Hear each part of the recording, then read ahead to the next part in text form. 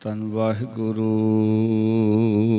ਸਾਹਿਬ ਜੀ। ਹਰਿ ਦਾ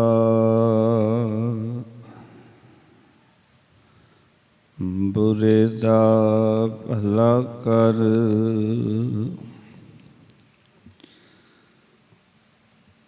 ਗੁੱਸਾ ਮਨ ਨਾ ਹੰਡਾਏ। ਦੇਹੀ ਰੋਗ ਨਾ ਲੱਗੇ,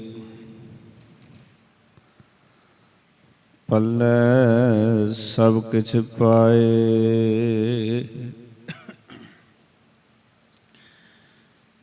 ਦੇਹੀ ਰੋਗ ਨਾ ਲੱਗੇ,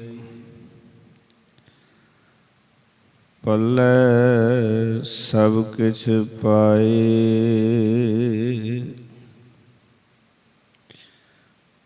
ਡੰਡੋਤ ਬੰਧਨ ਅਨੇਕ ਵਾਰ, ਸਰਬ ਕਲਾ ਸਮਰੱਥ। ਡੋਲਨ ਤੇ ਰਾਖੋ ਪ੍ਰਭੂ, ਨਾਨਕ ਦੇ ਕਰ ਹੱਥ।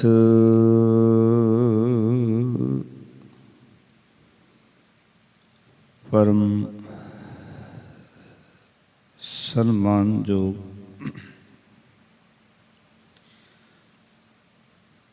ਜੁਗੋਂ ਜੁਗ ਅਟਲ ਸ਼ਬਦ ਬ੍ਰਹਮ ਸਤਿਗੁਰੂ ਧੰਨ ਧੰਨ ਸ੍ਰੀ ਗੁਰੂ ਗ੍ਰੰਥ ਸਾਹਿਬ ਮਹਾਰਾਜ ਜੀ ਦੇ ਪਾਵਨ ਦਰਬਾਰ ਦੇ ਵਿੱਚ ਸਭਾਇਮਾਨ ਹੋਏ ਬੈਠੇ ਸਤਸੰਗ ਜਨੋਂ, ਭਗਤਾਂ ਦੀ ਉਚਾਰਨ ਕੀਤੀ ਹੋਈ ਅੰਮ੍ਰਿਤ ਬਾਣੀ, ਜਿਹਦੀ ਲੜੀਵਾਰ ਵਿਚਾਰ ਅਸੀਂ ਪਿਛਲੇ ਦਿਨਾਂ ਤੋਂ ਸਰਵਣ ਕਰਦੇ ਆ ਰਹੇ ਹਾਂ। ਵਿਚਾਰ ਅਧੀਨ ਅੱਜ ਦਾ ਪਾਵਨ ਸ਼ਬਦ ਬਿਲਾਵਲ ਰਾਗ ਦੇ ਵਿੱਚ ਭਗਤ ਕਬੀਰ ਸਾਹਿਬ ਜੀ ਦਾ ਉਚਾਰਨ ਕੀਤਾ ਹੋਇਆ 12ਵਾਂ ਤੇ ਇਸ ਰਾਗ ਦਾ ਆਖਿਰਲਾ ਸ਼ਬਦ ਹੈ ਭਗਤ ਕਬੀਰ ਸਾਹਿਬ ਜੀ ਦਾ। ਬਿਲਾਵਲ ਚਰਨ ਕਮਲ ਜਾਕੈ, ਹਿਰਦੈ ਵਸੈ ਸੋ ਜਨ ਕਿਉ ਡੋਲੇ ਦੇਵ। ਮਾਨੋ ਸਭ ਸੁਖ ਨੋ ਦਿਸ ਤਾਕੈ, ਸਹਿਜ ਸਹਿਜ ਜਸ ਬੋਲੇ ਦੇਵ। ਰਹਾਉ। ਇਹ ਪਾਵਨ ਸ਼ਬਦ ਹੈ। ਪਾਵਨ ਅੰਕ 857 ਦੇ ਉੱਤੇ ਇਹ ਪਾਵਨ ਸ਼ਬਦ ਦਰਜ ਹੈ। ਆਓ ਇਸ ਸ਼ਬਦ ਦਾ ਮੂਲ ਪਾਠ ਕਰਾਂਗੇ। ਵਿਚਾਰਾਂ ਦੀ ਆਰੰਭਤਾ ਤੋਂ ਪਹਿਲਾਂ, ਪਾਠ ਕਰਨ ਤੋਂ ਪਹਿਲਾਂ ਆਪੋ ਆਪਣੀ ਹਾਜ਼ਰੀ ਗੁਰ ਚਰਨਾਂ 'ਚ ਲਵਾਓ ਜੀ। ਗੁਰਫਤਿਹ ਦੀ ਸਾਂਝ ਕਰੋ। ਆਖੋ ਜੀ ਵਾਹਿਗੁਰੂ ਜੀ ਕਾ ਖਾਲਸਾ, ਵਾਹਿਗੁਰੂ ਜੀ ਕੀ ਫਤਿਹ।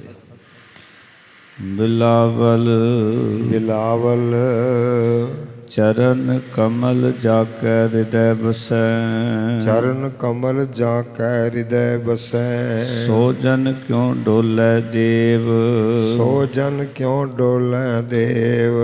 ਮਾਨੋ ਸਭ ਸੁਖ ਨੋ ਨਿਧ ਤਾਕੈ, ਮਾਨੋ ਸਭ ਸੁਖ ਨੋ ਨਿਧ ਤਾਕੈ। ਸਹਿਜ ਸਹਿਜ ਜਸ ਬੋਲੇ ਦੇਵ, ਸਹਿਜ ਸਹਿਜ ਜਸ ਬੋਲੇ ਦੇਵ। ਰਹਾਉ ਰਹਾਉ। ਤਬ ਇਹ ਮਤ ਜੋ ਸਭ ਮੈਂ ਪੇਖੈ, ਤਬ ਇਹ ਮਤ ਜੋ ਸਭ ਮੈਂ ਪੇਖੈ। ਕੁਟਿਲ ਗਾਂਠ ਜਬ ਖੋਲੇ ਦੇਵ, ਕੁਟਿਲ ਗਾਂਠ ਜਬ ਖੋਲੇ ਦੇਵ। ਬਾਰੰਬਾਰ ਮਾਇਆ ਤੇ ਅਟਕੈ, ਬਾਰੰਬਾਰ ਮਾਇਆ ਤੇ ਅਟਕੈ। ਲੈ ਨਰਜਾ ਮਨ ਤੋਲੇ ਦੇਵ, ਲੈ ਨਰਜਾ ਮਨ ਤੋਲੇ ਦੇਵ। ਜਹ ਓ ਜਾਏ ਤਹੀਂ ਸੁਖ ਪਾਵੈ, ਜੈ ਓ ਜਾਏ ਤਹੀਂ ਸੁਖ ਪਾਵੈ। ਮਾਇਆ ਤਾਸ ਨ ਝੋਲੇ ਦੇਵ, ਮਾਇਆ ਤਾਸ ਨ ਝੋਲੇ ਦੇਵ। ਕਹਿ ਕਬੀਰ ਮੇਰਾ ਮਨ ਮਾਨਿਆ, ਕਹਿ ਕਬੀਰ ਮੇਰਾ ਮਨ ਮਾਨਿਆ। ਰਾਮ ਪ੍ਰੀਤ ਕੀਓ ਲੈ ਦੇਵ, ਰਾਮ ਪ੍ਰੀਤ ਕੀਓ ਲੈ ਦੇਵ। ਜਹ ਓ ਜਾਏ ਤਹੀਂ ਸੁਖ ਪਾਵੈ, ਜੈ ਓ ਜਾਏ ਤਹੀਂ ਸੁਖ ਪਾਵੈ। ਮਾਇਆ ਤਾਸ ਨ ਝੋਲੇ ਦੇਵ, ਮਾਇਆ ਤਾਸ ਨ ਝੋਲੇ ਦੇਵ। ਕਹਿ ਕਬੀਰ ਮੇਰਾ ਮਨ ਮਾਨਿਆ, ਕਹਿ ਕਬੀਰ ਮੇਰਾ ਮਨ ਮਾਨਿਆ। ਰਾਮ ਪ੍ਰੀਤ ਕੀਓ ਲੈ ਦੇਵ, ਰਾਮ ਪ੍ਰੀਤ ਕੀਓ ਲੈ ਦੇਵ। ਵਾਹਿਗੁਰੂ ਜੀ ਕਾ ਖਾਲਸਾ ਵਾਹਿਗੁਰੂ ਜੀ ਕੀ ਫਤਿਹ। ਇਸ ਪਾਵਨ ਸ਼ਬਦ ਰਾਹੀਂ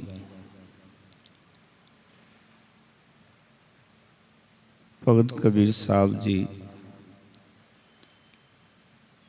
ਇਹ ਗੱਲ ਸਮਝਾਉਣਾ ਚਾਹੁੰਦੇ ਨੇ ਕਿ ਪ੍ਰਭੂ ਚਰਨਾਂ ਵਿੱਚ ਜੁੜਿਆ ਹੋਇਆ ਮਨੁੱਖ ਦਾ ਮਨ ਕਦੀ ਮਾਇਆ ਦੇ ਹੱਥੋਂ ਨੱਚਦਾ ਨਹੀਂ। ਆਓ ਕਿ ਉਸ ਨੂੰ ਮਾਇਆ ਦੀ ਪਰਵਾਹ ਨਹੀਂ ਰਹਿੰਦੀ, ਜਿਸ ਦਾ ਚਿੱਤ ਅਕਾਲ ਪੁਰਖ ਵਾਹਿਗੁਰੂ ਦੇ ਚਰਨਾਂ ਵਿੱਚ ਜੁੜ ਗਿਆ ਹੈ। ਆਖਰ ਨੇ ਚਰਨ ਕਮਲ ਜਾ ਕੇ ਹਿਰਦੈ ਵਸੈ, ਸੋ ਜਨ ਕਿਉਂ ਡੋਲੇ ਦੇਵ। ਇਸ ਸ਼ਬਦ ਦੇ ਸਾਰੀਆਂ ਪੰਕਤੀਆਂ ਦੇ ਵਿੱਚ ਲਾਸਟ ਅੱਖਰ ਦੇਵ, ਦੇਵ ਦਾ ਅਰਥ ਹੈ ਹੇ ਪ੍ਰਭੂ, ਜਿਹੜਾ ਸਾਰਿਆਂ ਦਾ ਦੇਵਤਾ ਹੈ। ਇਸ ਕਰਕੇ ਸਾਰੀਆਂ ਹੀ ਪੰਕਤੀਆਂ ਦੀ ਲਾਸਟ ਦੇ ਵਿੱਚ ਭਗਤ ਕਬੀਰ ਸਾਹਿਬ ਨੇ ਦੇਵ ਅੱਖਰ ਵਰਤਿਆ। ਆਓ ਕਿ ਪਰਮੇਸ਼ਰ ਨੂੰ ਸੰਬੋਧਨ ਕਰਕੇ ਇਹ ਸ਼ਬਦ ਉਚਾਰਨ ਕੀਤਾ ਹੈ। ਆਖਣ ਲੱਗੇ ਹੇ ਦੇਵ, ਹੇ ਪ੍ਰਭੂ, ਜਿਸ ਮਨੁੱਖ ਦੇ ਹਿਰਦੇ ਵਿੱਚ ਤੇਰੇ ਸੋਹਣੇ ਚਰਨ ਵਸਦੇ ਹਨ, ਉਹ ਮਾਇਆ ਦੇ ਹੱਥਾਂ ਵਿੱਚ ਕਦੀ ਨੱਚਦਾ ਨਹੀਂ ਹੈ। ਪਾਓ ਕਿ ਉਹ ਅਡੋਲ ਅਵਸਥਾ ਵਿੱਚ ਟਿਕਿਆ ਰਹਿੰਦਾ ਹੈ। ਮਾਨੋ ਸਭ ਸੁਖ ਨੋਨਦ ਤਾਕੈ, ਸਹਿਜ ਸਹਿਜ ਜਸ ਬੋਲੇ ਦੇਵ। ਦੇਵ ਦਾ ਅਰਥ ਹੈ ਪ੍ਰਭੂ। ਕਹਿੰਦੇ ਉਹ ਸਹਿਜ ਸਹਿਜ, ਸਹਿਜ ਦਾ ਅਰਥ ਹੈ ਆਤਮਿਕ ਅਡੋਲਤਾ। ਉਹ ਆਤਮਿਕ ਅਡੋਲਤਾ ਦੇ ਵਿੱਚ ਟਿਕਿਆ ਹੋਇਆ ਪਰਮਾਤਮਾ ਦੀ ਸਿਫਤ ਸਲਾਹ ਕਰਦਾ, ਉਸ ਦਾ ਜਸ ਬੋਲਦਾ ਹੈ। ਤੇ ਮਾਨੋ ਦਾ ਅਰਥ ਹੈ ਇਉਂ ਸਮਝ ਲਓ ਸਭ ਸੁਖ ਨੋਨਿਦ ਤਾਕੈ। ਕਹਿਣ ਲੱਗੇ ਭਗਤ ਕਬੀਰ ਸਾਹਿਬ ਉਸਦੇ ਅੰਦਰ ਮਾਨੋ ਸਾਰੇ ਸੁੱਖ ਤੇ ਜਗਤ ਦੇ 9 ਖਜ਼ਾਨੇ ਜਿਹੜੇ ਨੇ ਉਹਦੇ ਹਿਰਦੇ ਵਿੱਚ, ਉਹਦੇ ਘਰ 'ਚ ਆ ਜਾਂਦੇ ਹਨ। ਜਿਹੜਾ ਅਕਾਲ ਪੁਰਖ ਵਾਹਿਗੁਰੂ ਦੀ ਸਿਫਤ ਸਲਾਹ ਕਰਦਾ ਹੈ, ਜਿਸ ਦੇ ਹਿਰਦੇ ਵਿੱਚ ਪਰਮੇਸ਼ਰ ਦੇ ਸੋਹਣੇ ਚਰਨ ਵਸ ਜਾਂਦੇ ਹਨ। ਗੁਰੂ ਅਮਰਦਾਸ ਮਹਾਰਾਜ ਇਸ ਨੂੰ ਇੱਦਾਂ ਲਿਖਦੇ ਨੇ, ਬ੍ਰਹਮ ਬਿੰਦੈ ਤਿਸਦਾ ਬ੍ਰਹਮਤ ਰਹਿ, ਏਕ ਸ਼ਬਦ ਲਿਵ ਲਾਏ ਨਵ ਨਿਧੀ, 18 ਸਿੱਧੀ ਪਿੱਛੇ ਲੱਗੀਆਂ ਫਿਰੈ, ਜੋ ਹਰ ਹਿਰਦੈ ਸਦਾ ਵਸਾਏ। ਜਿਹੜਾ ਹਰੀ ਪ੍ਰਮਾਤਮਾ ਨੂੰ ਸਦਾ ਲਈ ਹਿਰਦੇ ਵਿੱਚ ਵਸਾ ਲੈਂਦਾ, 9 ਨਿਧੀਆਂ 18 ਸਿੱਧੀਆਂ ਉਹਦੇ ਪਿੱਛੇ ਪਿੱਛੇ ਮਗਰ ਮਗਰ ਲੱਗੀਆਂ ਫਿਰਦੀਆਂ ਹਨ। ਇਸ ਕਰਕੇ ਭਗਤ ਜੀ ਕਹਿੰਦੇ ਜਿਨ੍ਹਾਂ ਦੇ ਹਿਰਦੇ ਵਿੱਚ ਅਕਾਲ ਪੁਰਖ ਵਾਹਿਗੁਰੂ ਵਸ ਗਿਆ, ਉਹਦੇ ਸੋਹਣੇ ਚਰਨ ਵਸ ਗਏ, ਤੇ ਉਹ ਮਾਇਆ ਦੇ ਹੱਥਾਂ ਵਿੱਚ ਮਨੁੱਖ ਨਹੀਂ ਨੱਚਦਾ। ਇਹਦੇ ਗੱਲ ਯਾਦ ਰੱਖਣਾ, ਇਹ ਮਾਇਆ ਹੀ ਮਨੁੱਖੀ ਮਨ ਨੂੰ ਨਚਾਈ ਜਾਂਦੀ ਹੈ। ਔਰ ਜਦੋਂ ਮਨ ਨੱਚਦਾ ਤੇ ਇਹ ਸਰੀਰ ਵੀ ਉਸ ਮਨ ਦੇ ਇਸ਼ਾਰੇ 'ਤੇ ਨੱਚਦਾ, ਦੌੜਦਾ ਫਿਰਦਾ। ਇਹ ਟਿਕਦਾ ਨਹੀਂ ਕਦੀ ਜੀਵਨ 'ਚ। ਭਾਵ ਕਿ ਤ੍ਰਿਸ਼ਨਾਲੂ ਹੋ ਜਾਂਦਾ ਹੈ। ਸਾਡਾ ਮਨ ਤੇ ਤਨ ਉਸ ਤ੍ਰਿਸ਼ਨਾਲੂ ਮਨ ਦੇ ਪਿੱਛੇ ਦੌੜਦਾ ਰਹਿੰਦਾ ਹੈ, ਮਾਇਆ ਦੇ ਹੱਥਾਂ ਦੇ ਵਿੱਚ ਨੱਚਦਾ ਰਹਿੰਦਾ। ਇਸ ਤਰ੍ਹਾਂ ਦੀ ਹਾਲਤ ਹੈ ਜਿਵੇਂ ਇੱਕ ਬਾਂਦਰ ਜਿਹੜਾ ਹੈ ਉਹ ਡੁਗਡੁਗੀ ਦੇ ਉੱਤੇ ਨੱਚਦਾ, ਇਸ ਤਰ੍ਹਾਂ ਸਾਡਾ ਮਨ ਇਸ ਮਾਇਆ ਦੇ ਹੱਥੋਂ ਨੱਚਦਾ ਹੈ। ਕਦੋਂ ਤੱਕ ਨੱਚਦਾ? ਜਦ ਤੱਕ ਪਰਮਾਤਮਾ ਦੀ ਯਾਦ ਹਿਰਦੇ 'ਚ ਨਹੀਂ ਵਸੀ। ਭਗਤ ਜੀ ਕਹਿੰਦੇ ਜਦੋਂ ਰੱਬ ਦੀ ਯਾਦ ਹਿਰਦੇ ਵਿੱਚ ਵਸ ਜਾਂਦੀ ਹੈ ਫਿਰ ਇਹ ਮਨ ਨਹੀਂ ਡੋਲਦਾ, ਫਿਰ ਤਾਂ ਇਹ ਸਹਿਜ ਅਵਸਥਾ ਵਿੱਚ ਟਿਕ ਕੇ, ਆਤਮਿਕ ਅਡੋਲਤਾ ਵਿੱਚ ਟਿਕ ਕੇ ਉਸ ਪਰਮਾਤਮਾ ਦੀ ਸਿਫਤ ਸਲਾਹ ਕਰਦਾ ਹੈ। ਅਤੇ ਜਿਹੜਾ ਸਿਫਤ ਸਲਾਹ ਕਰਦਾ ਕਹਿੰਦੇ ਇਉਂ ਸਮਝ ਲਓ, ਭਗਤ ਕਬੀਰ ਸਾਹਿਬ ਕਹਿੰਦੇ ਕਿ ਉਸ ਦੇ ਅੰਦਰ ਜਗਤ ਦੇ 9 ਖਜ਼ਾਨੇ ਅਤੇ ਸਾਰੇ ਸੁੱਖ ਉਹਦੇ ਘਰ ਵਿੱਚ ਆ ਗਏ ਹਨ। ਆਓ ਕਿ ਉਸ ਨੂੰ ਇਹਨਾਂ ਸਾਰੀਆਂ ਚੀਜ਼ਾਂ ਦੀ ਪ੍ਰਾਪਤੀ ਹੋਵੇ। ਗੁਰਬਾਣੀ ਵਿੱਚ ਲਿਖਿਆ ਹੈ ਕਿ ਸਾਰੀਆਂ ਵਸਤੂਆਂ ਜਿਹੜੀਆਂ ਨੇ ਉਹਦੇ ਘਰ ਦੇ ਵਿੱਚ ਨੇ, ਜਿਸ ਦੇ ਜੀਵਨ ਵਿੱਚ ਆਪਣੇ ਮਨ ਨੂੰ ਕਾਬੂ ਕਰਨ ਦਾ ਜਜ਼ਬਾਤ ਤੇ ਜਜ਼ਬਾ ਹੈ। ਸਮਝ ਲਓ ਕਿ ਉਹ ਸੰਸਾਰ ਨੂੰ ਜਿੱਤ ਲੈਂਦਾ, ਜਿਹਨੂੰ ਮਾਰ ਕਹਿੰਦੇ ਆਤਮ ਜਿਣੈ ਸਗਲ ਵਸਤਾਕ ਹੈ। ਜਿਸ ਨੇ ਆਪਣੇ ਆਪ ਨੂੰ ਜਿੱਤ ਲਿਆ, ਆਪਣੀ ਖਵਾਇਸ਼ਾਂ ਨੂੰ ਕਾਬੂ ਵਿੱਚ ਕਰ ਲਿਆ, ਕੰਟਰੋਲ 'ਚ ਕਰ ਲਿਆ, ਫਿਰ ਉਸ ਦੀ ਅਵਸਥਾ ਐਸੀ ਹੁੰਦੀ ਜਿਵੇਂ ਉਸਦੇ ਕੋਲ ਸਾਰੇ ਸੁੱਖ ਨੇ, ਸਾਰੇ ਖਜ਼ਾਨੇ ਨੇ, ਉਹ ਹਰ ਵੇਲੇ ਸੁਖੀ ਰਹਿੰਦਾ ਹੈ। ਭਾਵੇਂ ਉਹਦੇ ਕੋਲ ਘੱਟ ਵੀ ਹੋਵੇ ਨਾ ਤਾਂ ਵੀ ਸੁਖੀ ਰਹਿੰਦਾ ਹੈ, ਕਿਉਂਕਿ ਉਸਦੇ ਕੋਲ ਜੀਵਨ ਜਿਉਣ ਦੀ ਜੁਗਤ ਆ ਗਈ ਹੈ। ਉਹਨੂੰ ਸਮਝ ਆ ਗਈ ਜੀਵਨ ਨੂੰ ਕਿੱਦਾਂ ਸਹਿਜ ਅਵਸਥਾ ਵਿੱਚ ਜੀਣਾ। ਉਹਨੂੰ ਸਮਝ ਆ ਗਈ ਕਿ ਪਦਾਰਥ ਕੇਵਲ ਲੋੜ ਹੈ ਸਮੇਂ ਅਨੁਸਾਰ, ਇਹ ਜੀਵਨ ਦਾ ਆਧਾਰ ਨਹੀਂ ਹਨ ਜਾਂ ਸਾਡੀ ਮੰਜ਼ਿਲ ਨਹੀਂ ਹਨ ਇਹ ਪਦਾਰਥ। ਇਸ ਕਰਕੇ ਭਗਤ ਕਬੀਰ ਸਾਹਿਬ ਅੱਗੇ ਕਹਿੰਦੇ ਨੇ, ਤਬ ਇਹ ਮਤ ਜੋ ਸਭ ਮੈਂ ਪੇਖੈ, ਕੁਟਿਲ ਗਾਂਠ ਜਬ ਖੋਲ੍ਹੈ ਦੇਵ। ਆਖਣ ਲੱਗੇ ਭਗਤ ਕਬੀਰ ਸਾਹਿਬ ਕਹਿੰਦੇ ਸਿਮਰਨ ਦੀ ਬਰਕਤ ਦੇ ਨਾਲ ਜਦੋਂ ਮਨੁੱਖ ਆਪਣੇ ਅੰਦਰੋਂ ਵਿੰਗੀ ਟੇਢੀ ਘੁੰਡੀ ਜਿਹੜੀ ਹੈ ਉਹ ਕੱਢਦਾ ਹੈ, ਖੋਲ੍ਹ ਲੈਂਦਾ ਹੈ। ਗਾਂਠ ਦਾ ਅਰਥ ਹੁੰਦਾ ਗੰਢ, ਭਾਵ ਕਿ ਜਿਹੜੀ ਖੋਟੀ ਮਤ ਦੀ ਗੰਢ ਲੱਗੀ ਹੋਈ ਹੈ ਨਾ ਸਾਡੇ ਅੰਦਰ, ਜਦੋਂ ਕੋਈ ਸਿਮਰਨ ਕਰਦਾ ਹੈ, ਪਰਮੇਸ਼ਰ ਦੀ ਸਿਫਤ ਸਲਾਹ ਕਰਦਾ ਹੈ ਅਤੇ ਆਪਣੇ ਅੰਦਰ ਜਿਹੜਾ ਖੋਟ ਹੈ ਉਸ ਨੂੰ ਬਾਹਰ ਕੱਢ ਲੈਂਦਾ ਹੈ। ਔਰ ਜੀਵਨ ਦਾ ਆਧਾਰ ਹੀ ਆਪਣੇ ਜੀਵਨ 'ਚੋਂ ਖੋਟ ਨੂੰ ਬਾਹਰ ਕੱਢ ਕੇ ਔਰ ਸੱਚ ਨੂੰ ਅੰਦਰ ਪ੍ਰਗਟ ਕਰਨਾ ਹੈ। ਇਹ ਜਿਹੜੀ ਖੋਟੀ ਮਤ ਹੈ ਨਾ, ਭੈੜੀ ਮਤ ਹੈ, ਇਹਦਾ ਤਿਆਗ ਕਰਨਾ ਹੈ। ਜਿਹੜਾ ਸਾਡਾ ਮਨ ਉਸ ਮਤ ਵਿੱਚ ਹਰ ਵੇਲੇ ਤ੍ਰਿਪਤ ਰਹਿੰਦਾ ਹੈ, ਮਸਤ ਰਹਿੰਦਾ ਹੈ, ਮਗਨ ਰਹਿੰਦਾ, ਜਿਹਨੂੰ ਗੁਰੂ ਤੇਗ ਬਹਾਦਰ ਮਹਾਰਾਜ ਕਹਿੰਦੇ ਮਨ ਰੇ ਕੋਣ ਕੁਮਤ ਤੈ ਲੀਨੀ, ਪਰਦਾਰਾ ਨਿੰਦਿਆ ਰਸ ਰਚਿਓ ਰਾਮ ਭਗਤ ਨੇ ਕੀਨੀ। ਸਾਡਾ ਮਨ ਕਿਉਂਕਿ ਉਸ ਮਤ ਵਿੱਚ, ਭੈੜੀ ਮਤ ਵਿੱਚ ਹੀ ਮਸਤ ਰਹਿੰਦਾ, ਮਗਨ ਰਹਿੰਦਾ। ਪਰ ਜਦੋਂ ਕੋਈ ਸਿਮਰਨ ਕਰਦਾ ਹੈ, ਭਗਤ ਕਬੀਰ ਸਾਹਿਬ ਕਹਿੰਦੇ ਰੱਬ ਦੀ ਸਿਫਤ ਸਲਾਹ ਕਰਦਾ ਹੈ, ਅਤੇ ਉਹ ਮਨੁੱਖ ਆਪਣੇ ਅੰਦਰੋਂ ਵਿੰਗੀ ਟੇਢੀ ਜਿਹੜੀ ਘੁੰਡੀ ਹੈ, ਭਾਵ ਖੋਟ ਹੈ, ਉਹਨੂੰ ਕੱਢ ਲੈਂਦਾ ਹੈ। ਕੁਟਿਲ ਗਾਂਠ ਹੈ ਤਾਂ ਇਹ ਵਿੰਗੀ ਬੜੀ, ਕੁਟਿਲ ਹੈ। ਗਾਂਠ ਦਾ ਅਰਥ ਹੈ ਗੰਢ, ਭਾਵ ਕਿ ਇਹ ਖੋਟੀ ਮਤ ਜਾਂ ਖੋਟੀ ਵਿਚਾਰ ਤਿਆਗਣੀ ਹੈ ਬੜੀ ਔਖੀ ਹੈ। ਤਾਂ ਹੀ ਜੋ ਭਗਤ ਜੀ ਕਹਿੰਦੇ ਨੇ, ਐਸੋ ਇਹ ਸੰਸਾਰ ਪੇਖਣਾ ਰਹਿ ਨਾ ਕੋ ਪਈਐ ਰੇ, ਸੋਧੇ ਸੋਧੇ ਰੇਂਗ ਚਲੋ ਤੁਮ ਨਿਤਰ ਕੋ ਧੱਕਾ ਦੇਵੇ। ਸੁਧੇ ਸਿੱਧਾ ਹੋ ਕੇ ਚੱਲ, ਵਿੰਗਾ ਟੇਢਾ ਨਾ ਚੱਲ ਸੰਸਾਰ ਦੇ ਵਿੱਚ, ਭਾਵ ਕਿ ਮਾੜੇ ਕੰਮ ਨਾ ਕਰ, ਖੋਟੇ ਕੰਮ ਨਾ ਕਰ, ਕਿਉਂਕਿ ਸਾਡਾ ਮਨ ਖੋਟੇ ਕੰਮ ਕਰਾਉਂਦਾ ਹੈ। ਇਸ ਕਰਕੇ ਜਦੋਂ ਕੋਈ ਪਰਮਾਤਮਾ ਦਾ ਸਿਮਰਨ ਕਰਦਾ ਹੈ ਔਰ ਜੋ ਜੀਵਨ ਵਿੱਚੋਂ ਆਪਣੀ ਖੋਟ ਕੱਢ ਲੈਂਦਾ ਹੈ, ਤਬ ਇਹ ਮਤ ਜੋ ਸਭ ਮੈਂ ਪੇਖੈ, ਤਾਂ ਉਸਦੇ ਅੰਦਰ ਇਹ ਜਿਹੜੀ ਮਤ ਉਪਜਦੀ ਹੈ ਨਾ, ਜਿਹੜਾ ਉਹਨੂੰ ਗਿਆਨ ਪੈਦਾ ਹੁੰਦਾ, ਜਿਹੜੀ ਸਮਝ ਉਹਨੂੰ ਪ੍ਰਾਪਤ ਹੁੰਦੀ ਹੈ, ਜਿਹੜੀ ਬੁੱਧ ਪ੍ਰਾਪਤ ਹੁੰਦੀ ਹੈ, ਉਸ ਨੂੰ ਹਰ ਇੱਕ ਥਾਂ ਫਿਰ ਪ੍ਰਭੂ ਦਿਸਣਾ ਸ਼ੁਰੂ ਹੋ ਜਾਂਦਾ ਵੀ ਸਾਰੀ ਥਾਵਾਂ 'ਤੇ ਅਕਾਲ ਪੁਰਖ ਵਾਹਿਗੁਰੂ ਵਸ ਰਿਹਾ। ਇਹਦਾ ਅਰਥ ਹੈ ਕਿ ਜਦੋਂ ਤੱਕ ਸਾਡੇ ਅੰਦਰ ਖੋਟੀ ਮਤ ਹੈ, ਸਾਨੂੰ ਦੁਸ਼ਮਣ ਨਜ਼ਰ ਆਉਣਗੇ, ਬਿਗਾਨੇ ਨਜ਼ਰ ਆਉਣਗੇ, ਪਰ ਜਦੋਂ ਸੰਗਤ ਦੀ ਬਰਕਤ ਦੇ ਨਾਲ ਸਾਡੇ ਜੀਵਨ 'ਚੋਂ ਖੋਟੀ ਮਤ ਦਾ ਨਾਸ ਹੋ ਗਿਆ, ਪਰਾਈ ਤਾਤ ਜੀਵਨ 'ਚੋਂ ਵਿਸਰ ਗਈ, ਫਿਰ ਹਰ ਥਾਂ 'ਤੇ ਅਸੀਂ ਅਕਾਲ ਪੁਰਖ ਨੂੰ ਵੇਖ ਸਕਾਂਗੇ। ਫਿਰ ਕਹਿ ਸਕਾਂਗੇ ਕਿ ਵਿਸਰ ਗਈ ਸਭ ਤਾਤ ਪਰਾਈ, ਜਬ ਤੇ ਸਾਧ ਸੰਗਤ ਮੋਹਿ ਪਾਈ, ਨਾ ਕੋ ਵੈਰੀ ਨਹੀਂ ਬਿਗਾਨਾ ਸਗਲ ਸੰਗ हमको बने है। सगल संग कदों बनेगी? जदों पराई तात जीवन चों नाश हो जाएगी, जदों सारिਆਂ ਵਿੱਚੋਂ ਇੱਕ ਅਕਾਲ ਪੁਰਖ ਵਾਹਿਗੁਰੂ ਨੂੰ ਵੇਖਾਂਗੇ। ਸਾਰਾ ਸੰਸਾਰ ਉਸ ਰੱਬ ਦਾ ਰੂਪ, ਰੱਬ ਦਾ ਹੀ ਪ੍ਰਗਟਾਵਾ ਨਜ਼ਰ ਆਏਗਾ ਵੀ ਇਹ ਰੱਬ ਨੇ ਆਪਣੇ ਆਪ ਨੂੰ ਵਿਸਥਾਰ ਕੀਤਾ ਹੋਇਆ। ਇਹ ਰੱਬ ਦਾ ਹੀ ਵਿਸਥਾਰ ਹੈ ਜਿਹੜਾ ਸੰਸਾਰ ਹੈ। ਇਹ ਰੱਬ ਨਾਲੋਂ ਵੱਖਰਾ ਨਹੀਂ ਹੈ, ਕੋਈ ਅੱਡ ਨਹੀਂ ਹੈ। ਇਹ ਸਭ ਰੱਬ ਦਾ ਹੀ ਰੂਪ ਹੈ। ਇਹ ਭਗਤ ਜੀ ਕਹਿੰਦੇ ਤਬ ਇਹ ਮਤ ਜੋ ਸਭ ਮੈਂ ਵੇਖਾ। ਜਦੋਂ ਇਹ ਮਤ ਮਿਲੇਗੀ ਨਾ, ਜੀਵਨ ਵਿੱਚੋਂ ਮਤ ਉਪਜੇਗੀ, ਫਿਰ ਉਹ ਮਤ ਹਰ ਥਾਂ ਤੇ ਪਰਮਾਤਮਾ ਨੂੰ ਵੇਖੇਗੀ। ਜਦੋਂ ਸਿਮਰਨ ਦੀ ਬਰਕਤ ਦੇ ਨਾਲ ਅਸੀਂ ਕੁਟਿਲ ਗਾਠ ਨੂੰ ਖੋਲ ਲਵਾਂਗੇ, ਪਾਓ ਕਿ ਵਿੰਗੀਆਂ ਟੇਡੀਆਂ ਜਿਹੜੀਆਂ ਅੰਦਰ ਗੰਢਾਂ ਲੱਗੀਆਂ ਨੇ ਨਾ, ਪਾਓ ਖੋਟੇ ਕਰਮ ਜਿਹੜੇ ਜੀਵਨ 'ਚ ਨੇ, ਜਦੋਂ ਉਹਨਾਂ ਨੂੰ ਪਾਸੇ ਕਰ ਲਵਾਂਗੇ, ਜਦੋਂ ਜੀਵਨ 'ਚ ਖੋਟ ਖਤਮ ਹੋ ਜਾਏਗੀ। ਔਰ ਇਹੀ ਕਾਰਨ ਹੈ ਕਿ ਜਦੋਂ ਤੱਕ ਸਾਡੇ ਅੰਦਰ ਖੋਟ ਹੈ, ਇਹ ਮਨ ਟਿਕਦਾ ਨਹੀਂ। ਜਿਵੇਂ ਸੋਨੇ ਵਿੱਚ ਖੋਟ ਹੋਵੇ ਨਾ, ਤੇ ਸੁਨਿਆਰੇ ਦੀ ਕੁਠਾਰੀ ਉਹਨਾਂ ਚਿਰ ਟਿਕਦੀ ਨਹੀਂ ਜਦ ਤੱਕ ਉਸ ਦਾ ਖੋਟ ਖਤਮ ਨਹੀਂ ਹੋ ਜਾਂਦਾ। ਸਾਡਾ ਮਨ ਵੀ ਉਹਨਾਂ ਚਿਰ ਕਦੇ ਨਹੀਂ ਟਿਕੇਗਾ ਜਦੋਂ ਤੱਕ ਇਸ ਮਨ ਵਿੱਚ ਕੋਈ ਖੋਟ ਹੈ।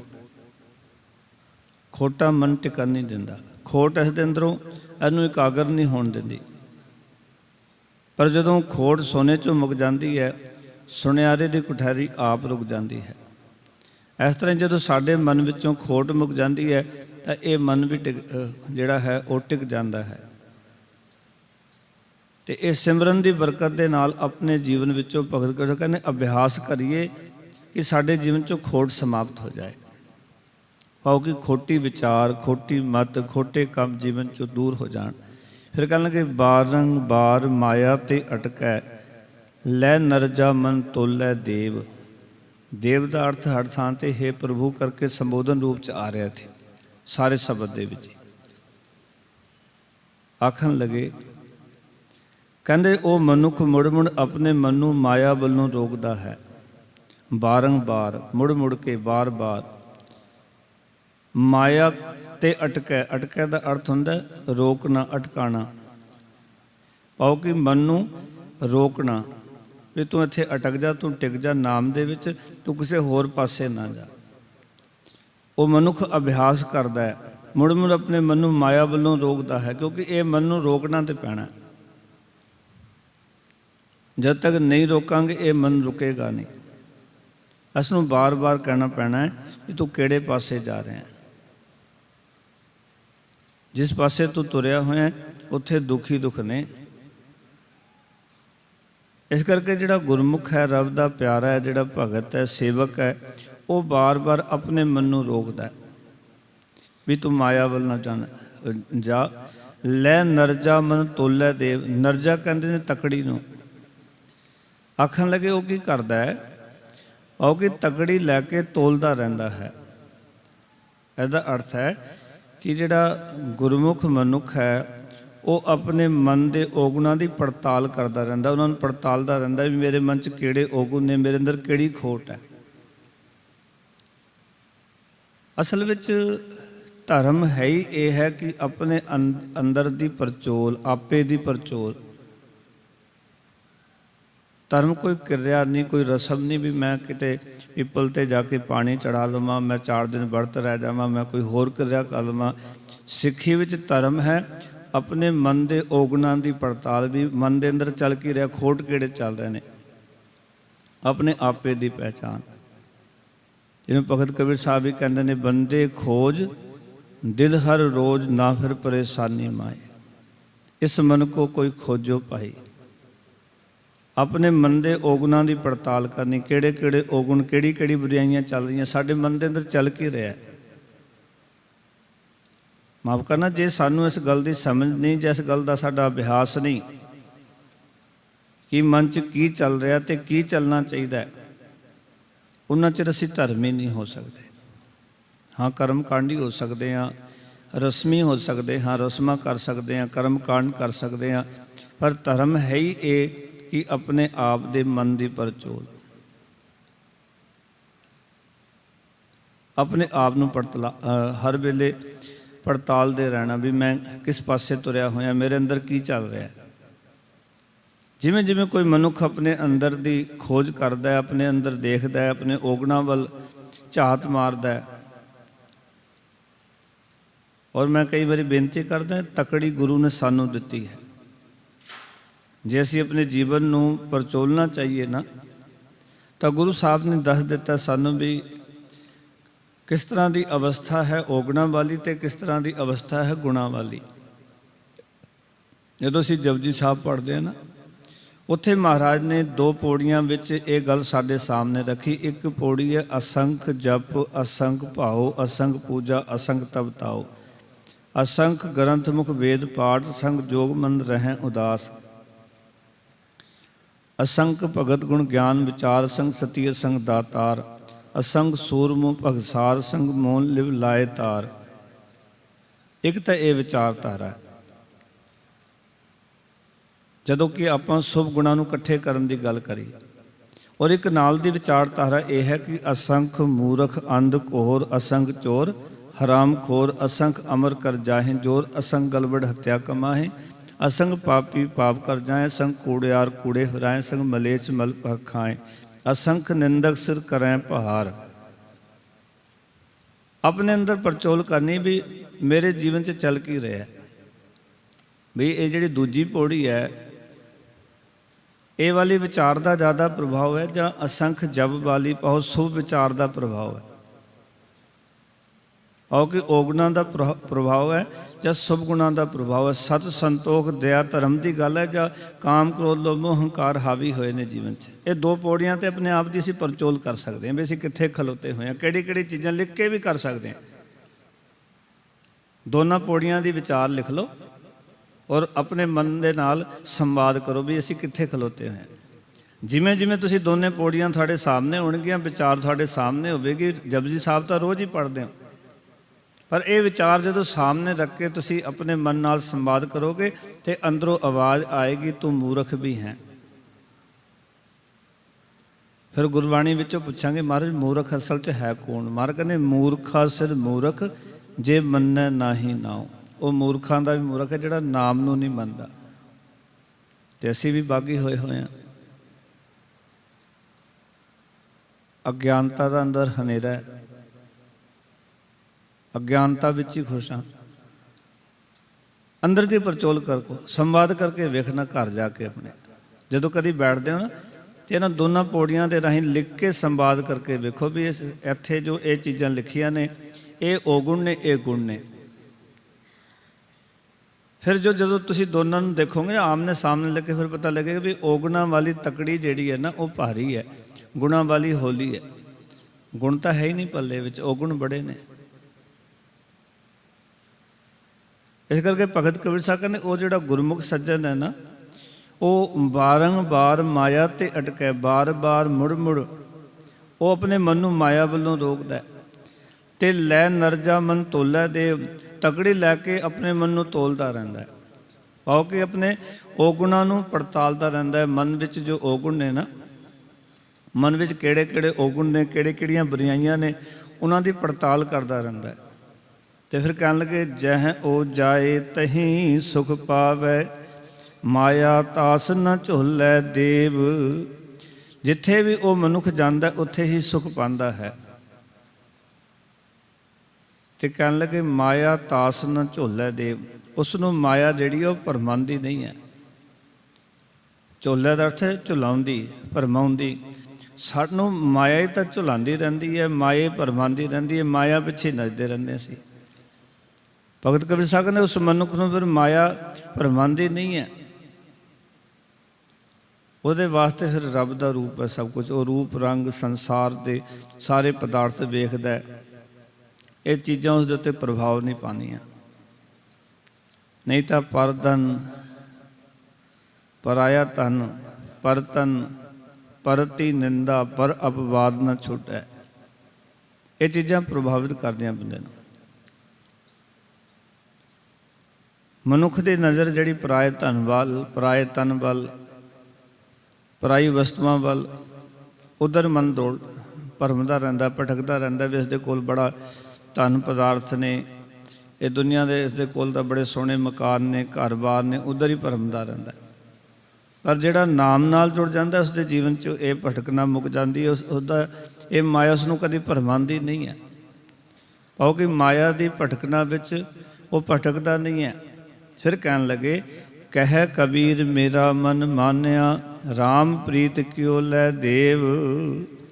ਭਗਤ ਕਬੀਰ ਸਾਹਿਬ ਜੀ ਆਖਣ ਲੱਗੇ, ਮੈਂ ਆਪਣੇ ਮਨ ਨੂੰ ਪ੍ਰਭੂ ਦੀ ਪ੍ਰੀਤ ਵਿੱਚ ਲੀਨ ਕਰ ਲਿਆ ਹੈ, ਤੇ ਹੁਣ ਇਹ ਮੇਰਾ ਮਨ ਪ੍ਰਭੂ ਨਾਲ ਪਤੀਜ ਗਿਆ ਹੈ, ਉਸਦੇ ਨਾਲ ਜੁੜ ਗਿਆ ਹੈ। ਜਿਹਨੂੰ ਕਬੀਰ ਸਾਹਿਬ ਨੇ ਕਿਹਾ, ਕਹਿ ਕਬੀਰ ਅਬ ਜਾਣਿਆ, ਜਬ ਜਾਣਿਆ ਤੋ ਮਨ ਮਾਨਿਆ, ਮਨ ਮਾਨੇ ਲੋਗ ਨਾ ਪਤੀਜੈ, ਨਾ ਪਤੀਜੈ ਤੋ ਕਿਆ ਕੀਜੈ। ਕਹਿੰਦੇ ਹੁਣ ਮੇਰਾ ਮਨ ਮੰਨ ਗਿਆ, ਹੁਣ ਗੱਲ ਬਣ ਗਈ।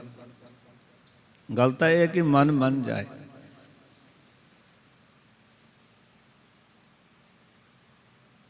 ਜਦੋਂ ਤੱਕ ਮਨ ਨੂੰ ਪ੍ਰਭੂ ਦੀ ਪ੍ਰੀਤ ਵਿੱਚ ਲੀਨ ਨਹੀਂ ਕਰਾਂਗੇ ਨਾ, ਉਹਦੇ ਪਿਆਰ ਵਿੱਚ ਇਸ ਨੂੰ ਨਹੀਂ ਟਿਕਾਵਾਂਗੇ,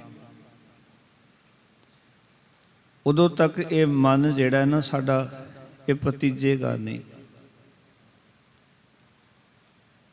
ਇਹ ਉਹਨਾਂ ਚੀਜ਼ਾਂ ਨੂੰ ਹੀ ਮੰਨਦਾ ਸਾਡਾ ਮਨ ਜਿਨ੍ਹਾਂ ਤੋਂ ਪ੍ਰਭਾਵਿਤ ਹੈ, ਜਿਨ੍ਹਾਂ ਨੂੰ ਇਹ ਪਿਆਰ ਕਰਦਾ ਹੈ।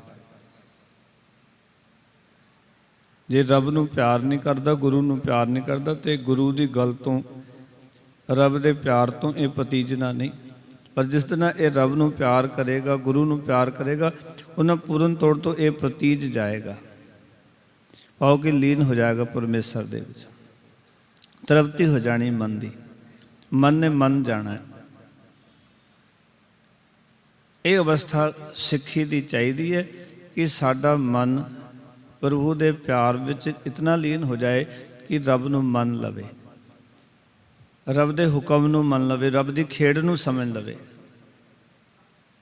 ਜਿੰਨਾ ਰੱਬ ਦੀ ਖੇਡ ਸਮਝ ਆ ਗਈ, ਉਸ ਦਿਨ ਇਹ ਮਾਇਆ ਦੀ ਜਿਹੜੀ ਭਟਕਣਾ ਜੀਵਨ 'ਚੋਂ ਸਮਾਪਤ ਹੋ ਜਾਏਗੀ। ਗੁਰੂ ਕਿਰਪਾ ਕਰੇ ਕਿ ਇਹ ਵਿਚਾਰ ਜੋ ਭਗਤ ਕਬੀਰ ਸਾਹਿਬ ਨੇ ਅੱਜ ਸਾਡੇ ਸਾਹਮਣੇ ਰੱਖੇ ਨੇ, ਕਿ ਪ੍ਰਭੂ ਵਿੱਚ ਚਿੱਤ ਜੋੜਿਆ ਮਨੁੱਖ ਦਾ ਮਨ ਮਾਇਆ ਦੇ ਹੱਥਾਂ ਵਿੱਚ ਨਹੀਂ ਨੱਚਦਾ, ਤੇ ਉਸ ਨੂੰ ਮਾਇਆ ਦੀ ਪ੍ਰਭਾਵੀ ਵੀ ਨਹੀਂ ਰਹਿੰਦੀ। ਫਿਰ ਜਿਹੜਾ ਪ੍ਰਭੂ ਵਿੱਚ ਲੀਨ ਹੋ ਜਾਂਦਾ ਹੈ, ਮਾਇਆ ਉਸ ਦੇ ਵਾਸਤੇ ਇਸ ਤਰ੍ਹਾਂ ਹੀ ਹੈ ਕਿ ਮਾਇਆ ਦਾਸੀ ਭਗਤਾਂ ਕੀ ਕਾਰ ਕਮਾਵੇ ਵਾਲੀ ਅਵਸਥਾ ਹੈ।